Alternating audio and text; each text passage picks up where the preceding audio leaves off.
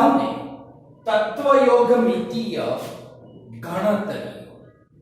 હવે સવાલ એ થાય કે આ તત્વયોગમિતિ કે જેને ઇંગ્લિશમાં કહેવાય સ્ટોઇકિયોમેટ્રી, આ સ્ટોઇકિયોમેટ્રી તત્વયોગમિતીય એટલે શું? તો કોઈ પણ રાસાયણિક પ્રક્રિયા હોય એ પ્રક્રિયાને આપણે સંતુલિત કરીએ. કોઈ પણ પ્રક્રિયાને સંતુલિત કર્યા પછી આપણને સંતુલિત કર્યા પછી એ ખબર પડે કે આમાં પ્રક્રિયક અને નિપજ એના મોલ કેટલા, એમનું દળ પ્રમાણ કેટલું. તો પ્રક્રિયામાં ભાગ લેતા પ્રક્રિયક અને નિપજ એમાંથી બનતી નિપજ એમનું જે દળ પ્રમાણ, એ દળ પ્રમાણ છે તેને તેની તત્વયોગમિતિ તરીકે તમે ઓળખી શકો, જેના ઉપરથી આપણે કેટલીક ગણતરીઓ કરી શકીએ. તત્વયોગમિતિ ઉપરથી એક તો મોલ, મોલ ઉપરથી વજન, મોલ ઉપરથી કદ, મોલ ઉપરથી જ એમાં રહેલા અણુ એની સંખ્યા પણ તમે શોધી શકો છો. તો એના આધારે આ બધી ગણતરીઓ શક્ય બને છે. તો સૌ પ્રથમ પોઈન્ટ આવ્યો કે તત્વ યોગમિતિ એટલે શું? તો રાસાયણિક પ્રક્રિયા જે છે, તો આપણે વ્યાખ્યા લખીએ કે તત્વયોગમિતિ એટલે કે કોઈ પણ રાસાયણિક પ્રક્રિયા હોય છે તો રાસાયણિક પ્રક્રિયામાં ભાગ લેતા જે પ્રક્રિયકો છે એ પ્રક્રિયકો અને પ્રાપ્ત થતી જે નિપજો છે એ પ્રક્રિયામાં ભાગ લેતા પ્રક્રિયકો અને નિપજો, એ પ્રક્રિયકો અને નિપજોના દળ પ્રમાણ નક્કી કરી, દળના પ્રમાણ નક્કી કરો અને દળ પ્રમાણ નક્કી કરી તેની યોગ્ય રીતે વહેંચણી કરવી. તો દળ પ્રમાણ નક્કી કરો અને દળ પ્રમાણ નક્કી કરી તેની યોગ્ય વહેંચણી કરવી એટલે તેને તત્વ યોગ મિતિ કહેવામાં આવે છે. કે પ્રક્રિયામાં ભાગ લેતા પ્રક્રિયકો હોય કે નિપજો હોય એમના દળ પ્રમાણ નક્કી કરો અને દળ પ્રમાણ નક્કી કરીને તેની યોગ્ય રીતે વહેંચણી કરો તો એને તમે તત્વયોગમિતિ તરીકે ઓળખી શકો. બીજો પોઈન્ટ કે ટૂંકમાં કહીએ તો તત્વ યોગ મિતિ એટલે, ટૂંકમાં આને કહીએ તો તત્વયોગમિતિ એટલે કે પ્રક્રિયક અને નિપજ. તો તત્વયોગમિતિ એટલે પ્રક્રિયકો અને જે નિપજો છે એ નિપજોનો જથ્થાત્મક અભ્યાસ. પ્રક્રિયામાં ભાગ લેતા પ્રક્રિયકો અને નિપજો એ બંનેનો કેટલો જથ્થો વપરાય એ જથ્થાત્મક અભ્યાસને તેની તત્વયોગમિતિ તરીકે ઓળખી શકો. હવે એના આધારે તમે નક્કી શું કરી શકો છો? તો એના આધારે અણુઓની સંખ્યા અને મોલ પ્રમાણ નક્કી થાય. તો જેના આધારે પ્રક્રિયક અને નિપજ તેમના મોલ પ્રમાણ ઉપરથી અણુઓની સંખ્યા, વધુમાં તમે દળ તો નક્કી કરો છો એટલે વજન નક્કી થાય, મોલ પ્રમાણ નક્કી થાય, અણુઓની સંખ્યા જે છે એ અણુઓની સંખ્યા તમે નક્કી કરી શકો છો. એટલે તેના આધારે મોલ પ્રમાણ, અણુઓની સંખ્યા, પછી કદ અને દળ નક્કી કરી શકાય છે. કે જે ઉદાહરણ લઈએ એટલે આપણને ક્લિયર થશે. તો અહીંયા આગળ એના માટે આ નક્કી કરી શકો છો, પણ જેના માટે જે સમીકરણ છે એ સમીકરણ પહેલા કેવું જોઈએ, તો સમીકરણ સંતુલિત કરવા, એટલે સમીકરણ સંતુલિત હોવું જોઈએ. એટલે સંતુલન કર્યા પછી જ તમે એ નક્કી કરી શકો છો. હવે આપણે લઈએ છીએ ઉદાહરણ, એટલે ક્લિયર થઈ જાય કે ઉદાહરણ તરીકે મિથેન છે એ મિથેનની દહન પ્રક્રિયા. હવે મિથેનની દહન પ્રક્રિયા આપણે લઈએ તો મિથેન કોને કહેવાય? CH4. કોઈ પણ પદાર્થનું દહન હવામાંના ઓક્સિજન એની હાજરીમાં શક્ય બને. હવે સામાન્ય રીતે કોઈ પણ કાર્બનિક પદાર્થ, આને કહેવાય કાર્બનિક અથવા હાઇડ્રોકાર્બન, મિથેન એનું દહન કરો એટલે C સાથે O2 જોડાય CO2 બને, H સાથે O જોડાય H2O બને. એટલે કે CO2 વત્તા H2O પ્રાપ્ત થઈ શકે છે. અને પહેલા શું કરશો તમે? સંતુલિત કરો. એક કાર્બન એક કાર્બન, ચાર હાઇડ્રોજન બે હાઇડ્રોજન ના ચાલે. સંતુલિત કરવા માટે આગળ 2 મોલ કરો તો 4 હાઇડ્રોજન 2 દુ 4 હાઇડ્રોજન. તો અહીંયા ઓક્સિજન પાછા 2, પણ અહીંયા 2 ને 2 4, 4 અને 2, તો અહીંયા શું લખશો? 2, તો 2 દુ 4 મોલ. તો આવી રીતે સમીકરણ પહેલા તમે સંતુલિત કરો છો. એટલે સૌ પ્રથમ આપણે આ મિથેનની દહન પ્રક્રિયા એનું સમીકરણ છે એ લખી નાખ્યું. હવે સમીકરણ ઉપરથી એની મોલ સંખ્યા નક્કી કરો. મોલ કોને કહેવાય? જે આગળ આ જે સહગુણાંકો છે એ સહગુણાંકને મોલ કહેવાય. આ 1 મોલ મિથેન કહેવાશે, તો મિથેનનો 1 મોલ, O2 ઓક્સિજનના 2 મોલ, CO2 નો પણ 1 મોલ અને H2O ના 2. એટલે સમીકરણ સંતુલિત કર્યું, જેના ઉપરથી ભાગ લેતા પ્રક્રિયક એનું મોલ પ્રમાણ નક્કી થયું. હવે મોલ પ્રમાણ જે છે એ જ મોલ પ્રમાણ એને બીજું શું કહેવાય? અણુ તરીકે પણ ઓળખી શકાય. કે એક અણુ મિથેનનો, 2 અણુ ઓક્સિજનના, 1 અણુ CO2, 2 અણુ H2O. તો આવી રીતે મોલ એ જ અણુ તરીકે તમે ઓળખી શકો છો. હવે ત્યાર પછી તેમનું દળ, દળ એટલે વજન, એ સામા લખશો ગ્રામમાં. કોઈ પણ પદાર્થનું વજન એટલે શું? ગ્રામમાં વજન એટલે તેનો અણુભાર. તો મિથેન CH4 એનો અણુભાર શોધો.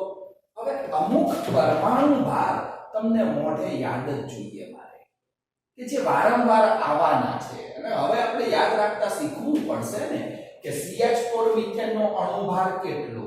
તો એમાં કાર્બન છે 1 વત્તા 4 હાઇડ્રોજન છે, 4 કૌંસમાં હાઇડ્રોજન. અણુભાર શોધતા હવે તો આવડે. તમને પરમાણુ ભાર આપ્યા હોય પણ હવે યાદ જ રાખશો કે કાર્બનનો પરમાણુ ક્રમાંક 6 પણ ભારાંક 12, હાઇડ્રોજનનો ક્રમાંક 1 અને ભારાંક 1, 12 એકા 12. અહીંયા 4, 12 ને 4 કેટલા થયા? 16. તો આ શું મળ્યું? 1 મોલ મિથેન છે એનું શું મળ્યું તમને? વજન.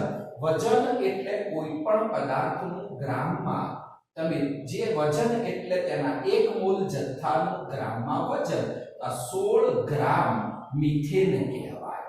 એવી રીતે ઓક્સિજન 2 મોલ છે, પણ ટોટલી ઓક્સિજન કેટલા છે? 4 ઓક્સિજન. હવે એક ઓક્સિજનનો પરમાણુ ભાર કેટલો છે? 16. તો 16 ચોક કેટલા કહેવાય? 64 ગ્રામ એ ઓક્સિજન થયો. CO એમાં 1 કાર્બન 2 ઓક્સિજન, કાર્બનનો પરમાણુ ભાર 12, યાદ રાખતા જજો. ઓક્સિજનનો પરમાણુ ભાર 16, અહીંયા આગળ 12, 16 દુ 32, 32 વત્તા 12 બરાબર 44 ગ્રામ. એટલે CO2 નો અણુ ભાર એટલે 1 મોલનું ગ્રામમાં દર્શાવેલું વજન થયું. એવી રીતે 2 મોલ H2O જેમાં હાઇડ્રોજન કેટલા છે 2 દૂ 4, ઓક્સિજન કેટલા છે તો કે 2, હાઇડ્રોજનનો પરમાણુ ભાર 1, ઓક્સિજનનો 16, 4 16 દૂ 32, 32 ને 4 કેટલા થયા તો કે 36. અથવા તો સીધું તમને યાદ હોય કે 1 મોલ પાણી એનો અણુભાર કેટલો 18, તો 2 મોલ 18 દૂ કેટલા થયા 36. તો આવી રીતે એનો અણુભાર તમે શોધી શકો. એટલે કે કોઈ પણ પદાર્થનું ગ્રામમાં વજન એટલે કે તેનો અણુભાર જેટલા મોલ હોય એ પ્રમાણે વજન લખી નાખો. તો તમે તત્વયોગમિતિમાં મોલ શોધી શકો, અણુ શોધી શકો, વજન ગ્રામમાં છે એ પણ તમે શોધી શકો છો. હવે ત્યાર પછી STPA કદ, તો કદ પણ શોધી શકાય. તો STPA કદ શામાં લઈશું તો કે લીટરમાં. તો STPA કદ લેશો તમે લીટરની અંદર. હવે STP એટલે શું? તો STP નો મીનિંગ થાય છે standard temperature and pressure. Standard એટલે પ્રમાણિત, ટેમ્પરેચર એટલે તાપમાન ને પ્રેશર એટલે દબાણ.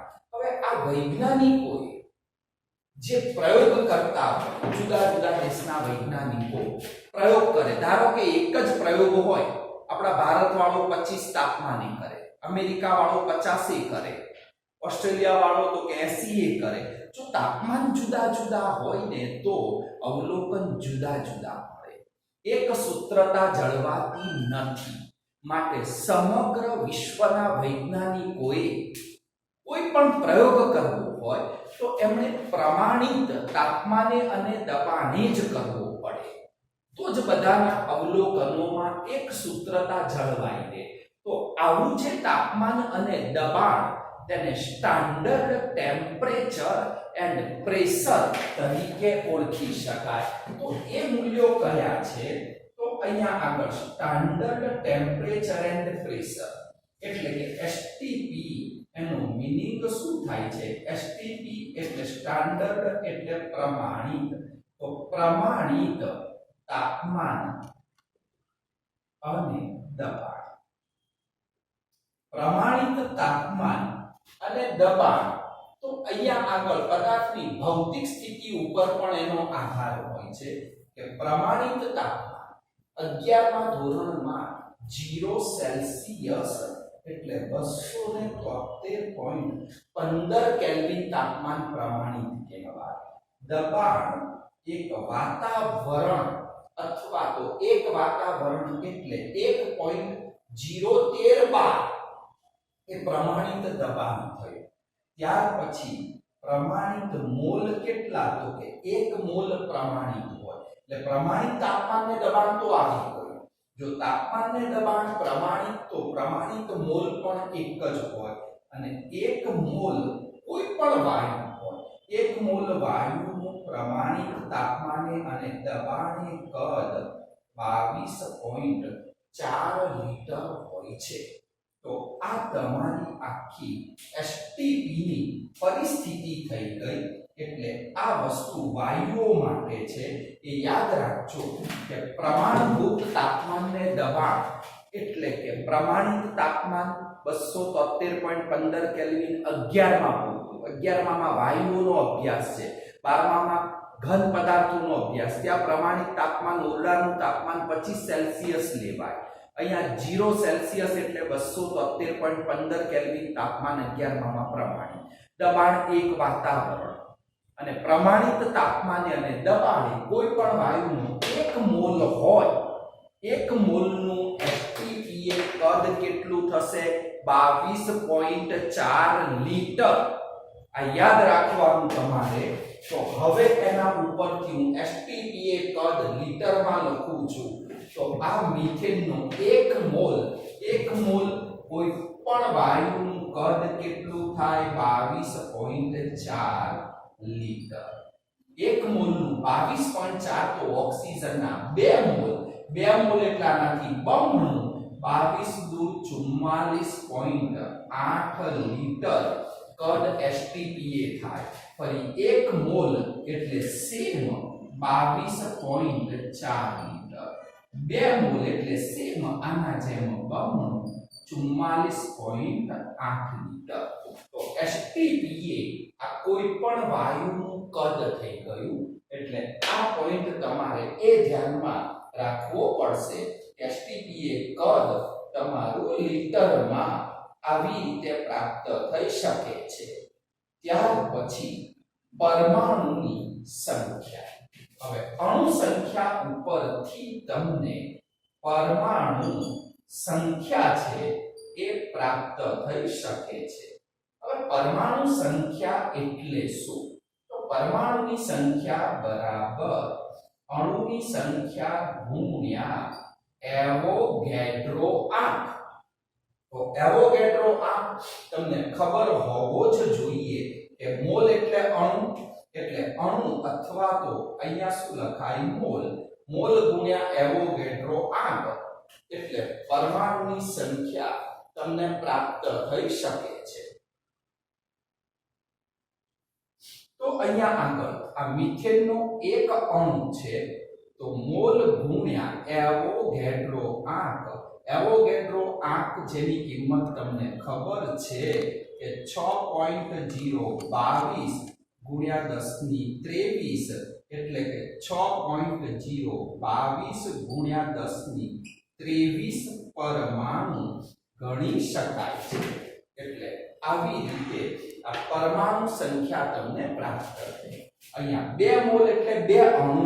તો અહીંયા શું લખશો? 2 ગુણ્યા 6.022 કરશો તો 2 ગુણ્યા 6.022 1023 એટલે કે 6 દુ 12 12.044 ગુણ્યા 1023 ઘાત પરમાણુ ઓક્સિજનના થયા.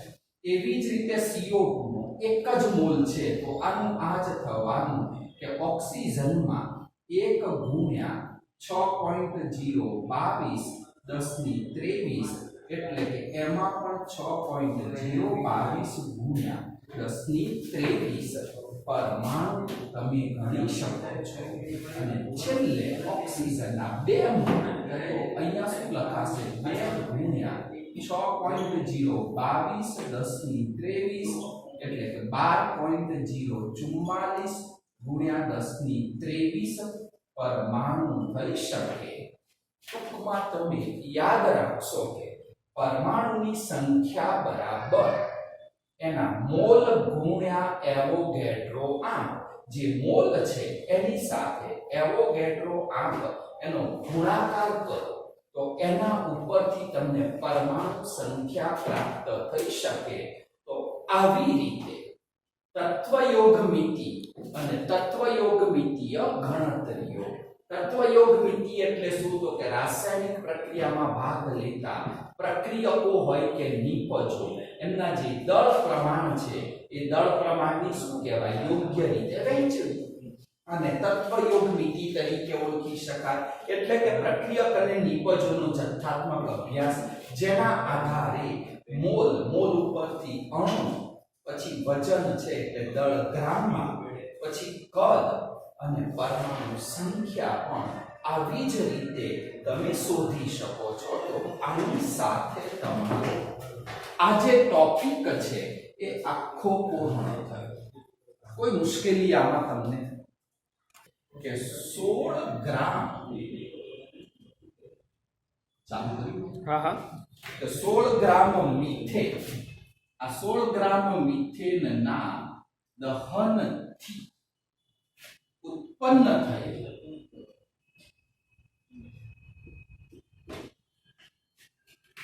પાણીનો જથ્થો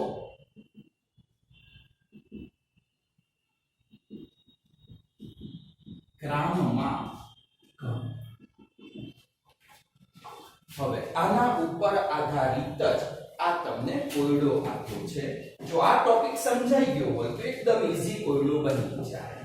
હવે પહેલા તો શું છે? મિથેનનું દહન જાતે પ્રક્રિયા સમીકરણ બનાવવું પડશે કે મિથેન, પેલા સૂત્ર તો આવડવું જોઈએ યાર, કે સૂત્ર ના આવડે તો કોઈ અર્થ નહીં કે આ મિથેનનું દહન, કોઈ પણ પદાર્થનું દહન ઓક્સિજનની હાજરીમાં થાય અને ફિક્સ જો હોય કે CO2 વત્તા શું બને, H2O જ બને, કે C સાથે O જોડાય, H સાથે O જોડાય, CO2 વત્તા H2O.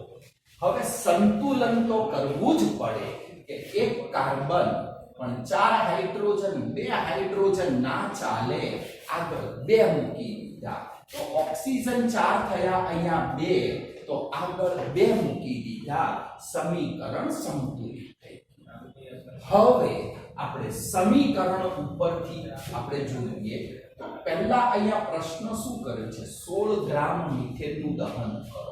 આ મિથેન લેવાનું છે મારે 16 ગ્રામ, એમાંથી ઉત્પન્ન થયેલું પાણી કેટલું, એ પાણીનો જથ્થો શોધો. તો આના ઉપરથી પાણીનો મને જથ્થો જોઈએ છે. હવે અહીંયા વજન શામાં છે, ગ્રામ. તો પહેલા આપણે એમના ગ્રામ નક્કી કરીએ, પણ સંતુલિત કર્યા પછી પહેલા મોલ સંખ્યા લખી નાખો કે તમારી પાસે સમીકરણ સંતુલિત કર્યું તો 1 મોલ મિથેન, એમાંથી 2 મોલ તમને પાણી H2O પ્રાપ્ત થયું છે. આપણે આ જોઈતું નથી એટલે એની કોઈ જરૂર નહીં, પણ 1 મોલ મિથેનના દહનથી 2 મોલ પાણી તમને પ્રાપ્ત થાય. હવે સમીકરણ ઉપરથી તો મોલ નક્કી થાય, પણ તમને અહીંયા વજન આપ્યું છે તો અહીંયા આગળ આ 1 મોલ એનું વજન પહેલા લખો. તો કોઈ પણ પદાર્થના 1 મોલનું વજન એટલે શું થયું, તેનો અણુભાર. તો મોઢે આપણે કે કાર્બનનો પરમાણુ ભાર 12, હાઇડ્રોજનનો 1, પણ 4 હાઇડ્રોજન એટલે 4 એકા 4, 12 ને 4 કેટલા થયા, 16 ગ્રામ.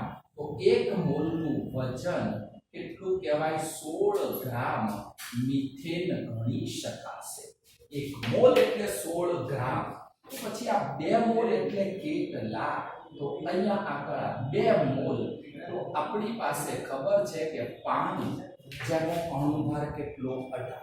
1 મોલ પાણીનું વજન 18 ગ્રામ થાય, તો અહીંયા 2 મોલ પાણી 18 નું કેટલા, 36 ગ્રામ. અને અહીંયા આગળ પણ લખેલું છે, અથવા તો શોધો કે ઓક્સિજન અને હાઇડ્રોજન, 4 હાઇડ્રોજન છે, અહીંયા 2 ઓક્સિજન છે, હાઇડ્રોજનનો પરમાણુ ભાર 1, ઓક્સિજનનો 16, 4 એકા 4, 16 દુ 32, 32 ને 4, તો અહીંયા આગળ થશે કેટલું, તો કે 36 ગ્રામ H2O. હવે દાખલો પતી ગયો. અહીંયા આગળ શું કર્યું, 16 ગ્રામ મિથેનના દહનથી ઉત્પન્ન થયેલો પાણીનો જથ્થો કેટલો, અને આ 1 મોલ મિથેન એટલે 16 ગ્રામ. તો અહીંયા આગળ 1 મોલ મિથેન એ 2 મોલ પાણી, 1 મોલ મિથેન એટલે 16 ગ્રામ, તો 16 ગ્રામ એ કેટલું મળ્યું, 36 ગ્રામ. આમાં ક્યાંય ગણતરી કરવાની રહી જ નહીં, ડાયરેક્ટ જ આ રીતે કરાય. અને હું ભણાવું એ રીતે જ, કોઈના સોલ્વ કરવાના, બુકની રીતે નહીં જવાનું. આપણે કહી શકીએ આના ઉપરથી કે માટે 1 મોલ મિથેન એટલે કે 16 ગ્રામ મિથેન છે, એ 16 ગ્રામ મિથેનના દહનથી 36 ગ્રામ H2O ઉત્પન્ન થાય છે. તો આની સાથે આ કોયડો પછી પણ થોડું સમજીને કરવા, બરાબર, કે આવી રીતે સમીકરણ લખો, સંતુલિત કરો, એના ઉપરથી જે માત્રા છે એના મોલ લખો, મોલ ઉપરથી અણુભાર સુધી વજન સરખાવો. અહીંયા બીજું કોઈ વજન આપ્યું હોય તો આપણે 83 મૂકવી પડે કે 16 આટલા. તો ધારો કે અહીંયા 25 ગ્રામ લખ્યું હોત તો આપણે શું લખતા, અહીંયા સરખામણી, તો 16 36 ગ્રામ પાણી, તો 25 ગ્રામે કેટલું, તો એ 25 ગ્રામે મળી જશે. એટલે 83 મૂકીને એ પ્રમાણે તમે ગણતરી કરી શકો છો. હવે ત્યાર પછી બીજો કોયડો છે 1.4.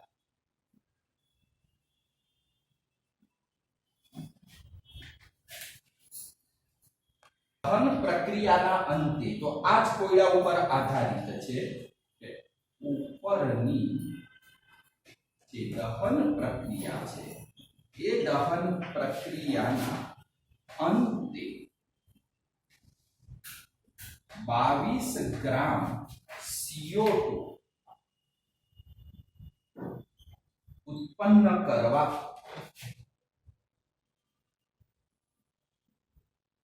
કેટલા મોલ મિથેનની જરૂર પડશે?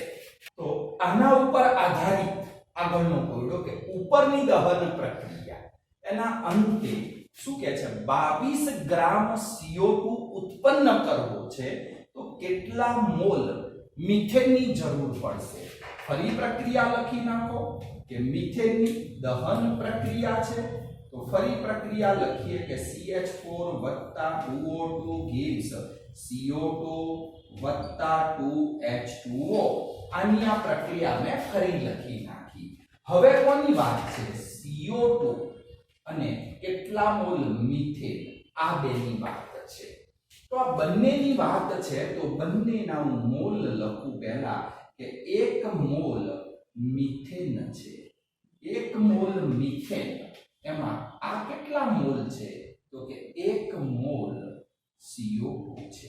1 મોલ મિથેનનું દહન કરો, સંતુલિત છે તો 1 મોલ મિથેનનું દહન કરો તો 1 મોલ કાર્બન ડાયોક્સાઇડ CO2 બને છે. હવે આપણને અહીંયા શું કહ્યું છે? 22 ગ્રામ CO2.